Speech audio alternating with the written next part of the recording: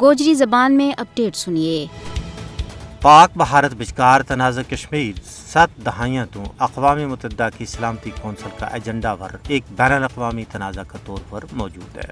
بھارت کے زیر تسلط جموں کشمیر کا عوام 75 سالاں تو بھارت کی غلامی میں زندگی کا تلخ ایام گزاریا ہے۔ یہ قضیہ اقوام متحدہ کا ایجنڈا پر سب تو پرانو قضیہ ہے۔ جنوبی ایشیا میں یہ واحد خطہ ہے جیت کا لوکاں نہ آئی توڑی اپنا سیاسی مستقبل کو موقع فراہم نہیں کی ہوئی ہو۔ بھارتی رہنماؤں کا دورہ، بین الاقوامی سربراہی اجلاس یا غیر ملکی سفیراں کا دورہ کشمیر کی متنازع حیثیت نہ کسی بھی صورت میں تبدیل نہیں کر سکتا۔ اقوام متحدہ نے اپنا چارٹر کا تسلیم شدہ اصولاں، بین الاقوامی معاہدہ اور سلامتی کونسل کی قراردادوں کی بنیاد پر رائے شماری کے ذریعے قضیہ کشمیر نہ حل کرانا چاہیے۔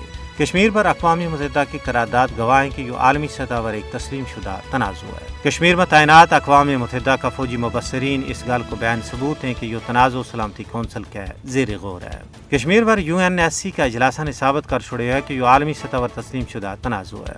یہ کشمیری عوام کی بے مثل و مثال قربانی ہے جنہوں نے عالمی سطح پر اس تنازع نہ اجاگر کی ہے۔ سب تو اہم گل یہ ہے کہ پاکستان نے بھی نیشنل اور انٹرنیشنل سطح پر قضیہ کشمیر نہ اجاگر کرنے میں مجھ اہم اور کلیدی کردار ادا کی ہے۔ مودی حکومت کا 5 اگست 2019 کا غیر قانونی اقدامات جموں کشمیر کی بین الاقوامی سطح پر تسلیم شدہ حیثیت نہ کسی بھی صورت میں تبدیل نہیں کر سکتا۔